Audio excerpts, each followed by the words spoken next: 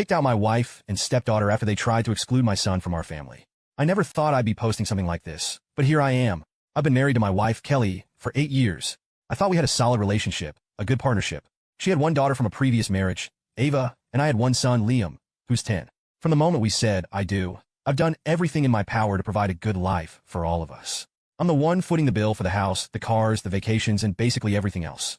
And yet, somehow, Kelly has managed to repay me by treating my son like he's a guest in his own home. We live in a 3-bedroom house. Ava, who just turned 11, has her own room. A room I insisted on decorating for her, by the way. Liam also has his own room, and Kelly and I share the master bedroom. From the outside, it probably looks like a pretty functional setup, but inside these walls, there's a divide that keeps growing wider and more impossible to ignore. Ava is, well, she's a mini version of her mom. She's entitled and spoiled, though not in an outright malicious way. She doesn't bully Liam outright, but she always makes it clear that she's the princess of the house. Kelly is a different story. From the very beginning, it's like she decided that Liam was my kid and not her responsibility. She barely speaks to him unless she has to. If he's upset or hurt, she's indifferent. It's not just that she doesn't go out of her way to spend time with him. It's that she actively avoids doing so. All her focus is on Ava. Her parties, her needs, her whims. Liam? He's an afterthought. At first, I told myself it was just an adjustment period. Blending families is hard, right? I figured she needed time to bond with Liam. But 8 years later, how much time does someone need? If anything, it's gotten worse. It's like she's built a wall between herself and Liam, and she's determined to keep it standing. And Liam, bless him, he's a good kid. He's kind and polite, always willing to help out. He's been through so much already, losing his mom 2 years before Kelly and I got married. He's always been hopeful that Kelly would be the mother figure he's been missing. But the way she treats him, it's like a knife to the heart. I see it in his eyes, the way he looks at her, hoping for a shred of affection or acknowledgement, only to be met with indifference or worse, annoyance. I wasn't stupid not to notice, but I kept giving her a chance. When Kelly would leave Liam out of family activities, I told myself it might be just a coincidence. When she ignored his achievements while praising Ava for the smallest things, I chalked it up to her being busy or distracted. But now, looking back, I see it for what it was, a pattern. A clear and deliberate pattern of exclusion. I try to talk to her about it over the years, but it always turns into a fight. She accuses me of being overprotective or overreacting. She insists that she treats both kids equally, even when it's blatantly untrue. I've even tried family counseling, but she refused to participate, claiming that I was the one with the problem, not her. The divide in our house has become unbearable. Ava walks around like she owns the place, and Kelly enables her every whim. Meanwhile, Liam tiptoes around, trying not to upset anyone, trying to find his place in a home that doesn't feel like his own. There was one moment that stands out in my mind, a moment that made me realize just how bad things had gotten. It was a Saturday morning, and I was working in the garage. Liam came out to show me a drawing he'd been working on. He's got a talent for art, something he's really passionate about. He was so excited, beaming as he handed me the paper. "This is amazing, buddy," I said, genuinely impressed. "Let's show Kelly." We went inside, and Liam proudly held up his drawing. "Look what I made, Kelly," he said, his eyes shining with hope. She barely glanced at it. "That's nice, Liam," she said, her tone flat. Then she turned back to Ava, who was whining about wanting a snack. "What do you want, sweetheart?" she cooed, completely ignoring Liam. The way his face fell, I'll never forget it. It was like watching a balloon deflate. He walked away quietly, mumbling something about going back to his room. I stood there, stunned, angry, and heartbroken all at once. I wanted to scream at Kelly, to shake her and make her see what she was doing. But I didn't. I just stood there, frozen, as the realization hit me. This wasn't going to change. Now, every time I see Liam retreat to his room or look at Kelly with that mix of hope and disappointment, I feel a knot in my stomach. He deserves better. He deserves to feel loved and valued in his own home. And if Kelly isn't willing to step up and be the mother he needs, then I'll have to figure out another way to give him the life he deserves. This is our reality, a blended family that looks perfect only from the outside. I'm sharing this because I need to get it off my chest, and maybe someone out there has been through something similar. Maybe someone has advice or words of wisdom. Because right now, I feel like I'm failing my son, and that's a pain I wouldn't wish on anyone. Update. The breaking point came last weekend. It was Ava's 11th birthday, and Kelly went all out. She decorated the backyard with balloons and streamers, hired a clown, and got a custom cake with Ava's favorite cartoon characters on it. The whole setup screamed over the top, but I went along with it. Ava was excited, and I thought it might be a good opportunity for everyone to bond, or at least pretend to. Liam was looking forward to the party too. He had saved up his allowance to buy Ava a small gift, something she'd mentioned wanting weeks ago. He even made her a handmade card, spending hours drawing and coloring it. When he showed it to me before the party, he was practically glowing with pride. "Do you think she'll like it?" he asked, his eyes wide with hope. "She'll love it," I assured him. "It's thoughtful and personal. She'll see how much effort you put into it." The party started off well enough. The kids played games, chased each other around the yard, and laughed like only kids can. Liam tried his best to join in, even though he's naturally a bit quieter and more reserved. When it was time for the cake, everyone gathered around the table. The cake was a masterpiece, covered in colorful icing and shaped like Ava's favorite character. The kids oohed and ahed as Kelly lit the candles. I noticed Liam standing off to the side, holding his gift and card. I gave him a little nudge. Go stand next to Ava. Let's get a picture of you two together, I said. He smiled shyly and walked over, standing next to Ava with his gift in hand. Just as the camera was about to snap, Kelly's voice cut through the air. Liam, step out for a second, she said, waving her hand dismissively. I want a picture with just Ava. Liam froze. He looked at me, confused and hurt. His smile faded, and he hesitated for a moment before stepping aside, his head hanging low. My heart sank. I could feel the anger bubbling up inside me, but I tried to keep it in check. After the picture was taken, I walked over to Liam. Hey bud, you okay? I asked softly. He nodded, but I could see the tears welling up in his eyes. He quickly wiped them away and forced a smile. Yeah, I'm fine, he said, his voice barely above a whisper. That was the moment I snapped. I turned to Kelly, who was busy organizing the next activity. What the hell was that? I demanded, my voice louder than I intended. She looked at me like I had 3 heads. What are you talking about? She asked, genuinely confused. Why would you tell Liam to step out of the picture? He's part of this family too, I said, my voice shaking with anger. Kelly rolled her eyes. I just want a picture of Ava. It's her birthday after all. What's the big deal? The big deal is that you made Liam feel excluded. On purpose. I shot back. Do you have any idea how that made him feel? You're overreacting, she said dismissively. He'll be fine. I turned to Liam, who was now standing off to the side, clutching his gift and card. Does he look fine to you? I asked, my voice rising. The tension was palpable. The other parents at the party quickly averted their eyes, pretending not to notice the argument unfolding. Kelly stormed off, muttering something under her breath, and I stayed with Liam, trying to comfort him. The party continued, but the damage was done. Liam's mood was ruined, and so was mine. Later that night, after the kids were in bed, I confronted Kelly again. You're driving a wedge in this family, I told her. Her response was as cold as ever. I'm already doing enough by letting him live here. Don't ask me to do more. I couldn't believe what I was hearing. Letting him live here? As if he were some unwelcome guest. My blood boiled, but I forced myself to stay calm. This is his home, Kelly. I think you've forgotten that, I said firmly. And if you can't treat him like he belongs here, then maybe this isn't going to work. She didn't respond, but the look on her face said it all. The divide in our family had never felt wider, and I knew something had to change soon. The fight didn't end with Ava's party. If anything, it ignited a fuse that had been smoldering for years. For the next few days, Kelly and I barely spoke. The tension in the house was suffocating. Even Ava, who usually thrived on being the center of attention, seemed uneasy. But Liam just kept his head down and stayed out of the way, as if he were used to being collateral damage. It was a Thursday evening when everything boiled over. I came home from work, exhausted but determined to address what had happened. Kelly was in the kitchen, scrolling on her phone, while Ava sat at the table doing homework. Liam was nowhere to be seen, probably hiding in his room like usual. We need to talk, I said, setting my bag down. Kelly didn't even look up. About what? She asked, her tone clipped. About Liam. About the way you treat him. That got her attention. She put her phone down and crossed her arms, leaning against the counter. What now? I thought we already had this conversation. No, we didn't, I said, my voice steady but firm. We had a fight. There's a difference. And I'm not letting this go. Ava glanced up from her homework, sensing the brewing storm, but Kelly waved her off. Go to your room, Ava, she said. Ava didn't argue, grabbing her books and retreating upstairs. Once we were alone, I took a deep breath and began. Liam's a good kid. He's kind, he's respectful, and he's done nothing but try to be part of this family. But you shut him out from day one, and I'm done pretending it's okay. Kelly rolled her eyes. Oh, please don't make me the villain here. I've done plenty for him. Like what? I shouted. Ignoring him? Treating him like a burden? Letting Ava walk all over him? That's not being a stepmom. That's being a bully. Her face flushed with anger. How dare you call me a bully? I've done everything I can to make this work, but he's not my kid. He's your responsibility, not mine. And Ava's not mine, I said, my voice rising. But I've treated her like she is. I provided for her, supported her, loved her. Why can't you do the same for Liam? Because it's different, she snapped. Ava's my daughter. Liam, he's just your son. Her words hit me. Just your son. As if he were some outsider, an unwelcome guest in his own home. I stared at her, my hands shaking with anger. Do you even hear yourself right now? I asked, my voice low and trembling. You're not just hurting him. You're hurting us, this family. And if you can't see that, then maybe you don't belong here either. Her eyes widened, and for a moment, I thought she might actually apologize. But instead, she doubled down. You're unbelievable. I put up with so much from you and Liam, and now you're threatening to kick me out? Fine. Maybe I should leave. Maybe you and your precious son would be better off without me. The words hung in the air like a toxic cloud. I didn't respond. I turned and walked away, heading upstairs to check on Liam. He was sitting on his bed, headphones on, sketching in his notebook. When he saw me, he pulled off his headphones and smiled weakly. Hey, Dad. Everything okay? I sat down next to him, my chest tight with guilt and sadness. I'm working on it, bud, I said, ruffling his hair. I promise. The next morning, I decided I needed solid evidence before making any serious decisions.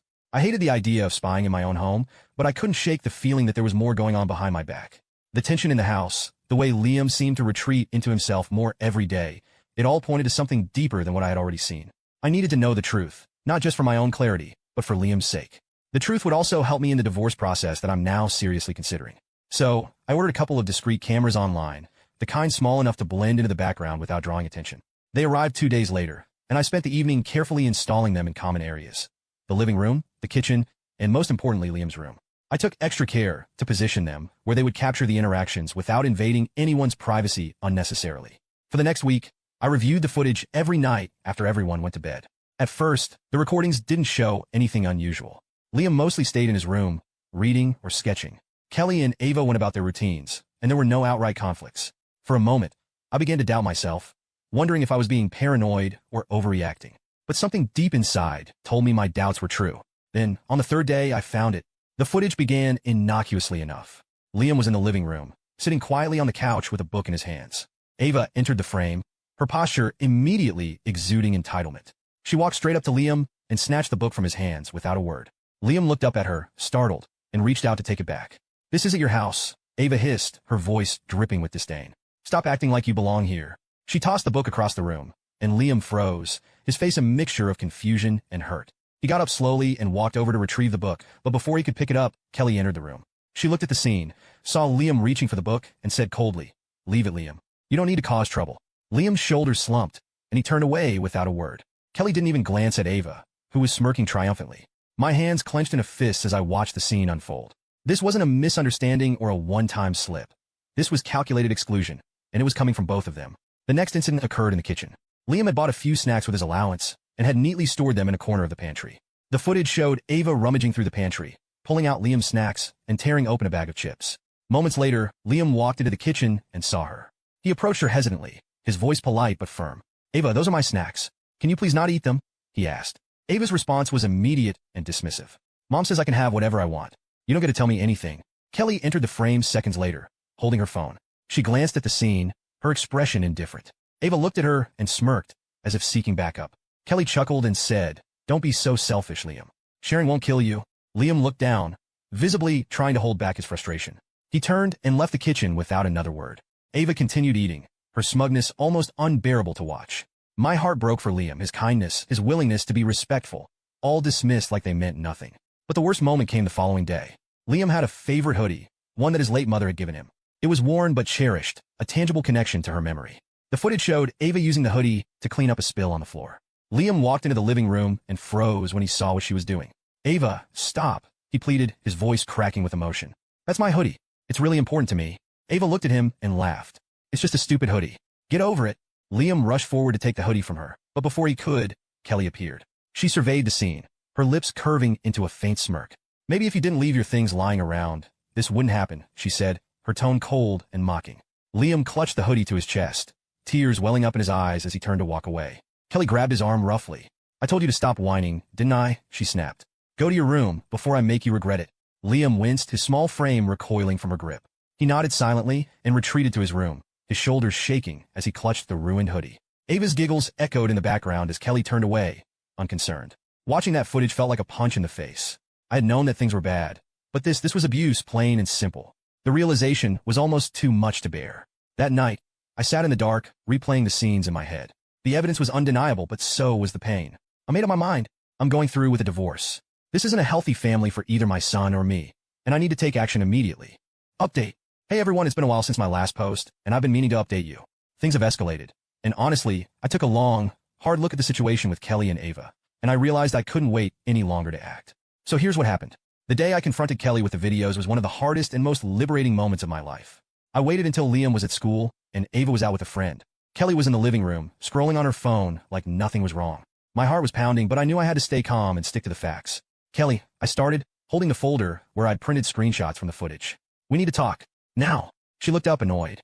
"Can it wait? I'm in the middle of something." "No," I said firmly, sitting down across from her. "It can't." I handed her the folder, and she opened it reluctantly. As she flipped through the screenshots, Ava snatching Liam's book, her mocking him about the snacks, and the incident with the hoodie. Her expression barely changed. When she got to the part where she grabbed Liam's arm and snapped at him, she tossed the folder onto the coffee table. "So what's your point?" she said, crossing her arms. I stared at her, stunned. "My point? Kelly, this is abuse. You and Ava have been treating Liam like an outsider, like he doesn't even belong in his own home. This isn't just favoritism, it's cruelty." She rolled her eyes. "Oh, don't be so dramatic. Kids fight all the time. Liam needs to toughen up. And if you're upset about me disciplining him, maybe you should step up more as a parent." I couldn't believe what I was hearing. Disciplining him? Kelly, you were mocking him, encouraging Ava to humiliate him. You laughed when she used his late mother's hoodie to clean a spill. Do you even hear yourself right now? I didn't wait to even hear her answer. That was it. That was the moment I knew there was no saving this.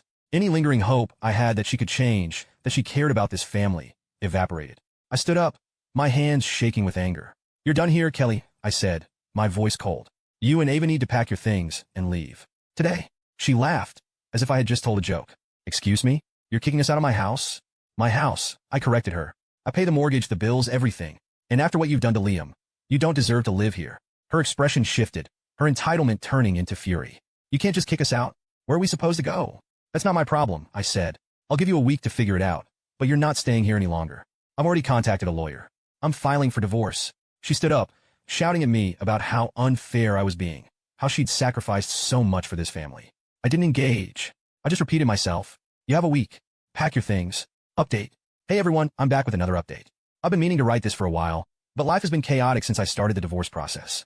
Honestly, I thought kicking Kelly and Ava out of the house would be the hardest part, but I was wrong. The real fight started when the paperwork hit her hands. After Kelly moved out, I filed for divorce immediately. My lawyer helped me outline everything, the finances, custody of the house, and of course ensuring Liam's safety was the top priority. I had hoped Kelly would take the hint and move on quietly. We both knew the relationship was irreparably broken, but instead, she came back swinging, and not in a good way. The first inkling of trouble came when I got served with her response to the divorce petition. Kelly was demanding half of everything: the house, the savings, the cars, even a portion of my retirement fund. She also claimed she was entitled to spousal support because she had sacrificed so much to be in this marriage. I almost laughed when I read it. Sacrificed? All I could think about was the evidence I had of her mistreatment of Liam. If anyone had sacrificed anything, it was my son. But Kelly wasn't done. She lawyered up with someone who clearly knew how to play dirty. They started making accusations, claiming I was an absentee father and that Kelly had been the primary caregiver for both kids. It was absurd. She'd never cared for Liam, and Ava had been her priority since day one. But in divorce court, accusations like that can stick if you don't have solid evidence to refute them. That's when I remembered the videos. My lawyer was thrilled when I told her about the footage. She said it could be a game changer, but we had to present it carefully. The recording showed not only Kelly's indifference but also her outright cruelty toward Liam. They captured the bullying and Kelly's enabling behavior, as well as the heartbreaking moment where Kelly grabbed Liam's arm and threatened him. When Kelly's lawyer saw that we intended to use the footage, they tried to argue that the recordings were an invasion of privacy. But my lawyer shut that down quickly, citing that the cameras were placed in common areas, not private spaces, and were installed for Liam's safety. The judge allowed the evidence, and suddenly Kelly's narrative started falling apart. The courtroom was tense when the videos were played. I'll never forget the look on Kelly's face as the footage rolled. She shifted uncomfortably in her seat, her usual smugness replaced with unease. Her lawyer tried to downplay it, arguing that it was out of context and that Kelly was just disciplining Liam.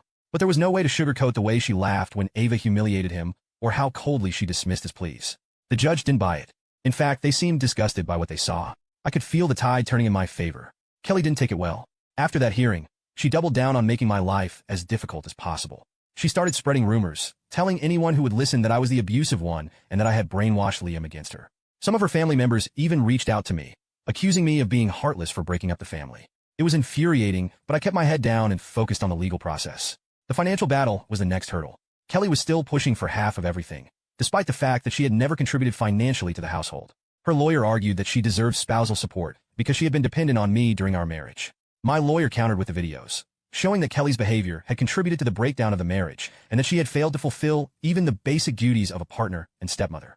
The judge sided with me on most counts. Kelly didn't get the house or the majority of our savings. She walked away with a smaller settlement than she had demanded and no spousal support. The court recognized that her behavior toward Liam was not only harmful, but also a significant factor in the divorce. For the first time in years, I felt like someone was truly in my corner. But the best part?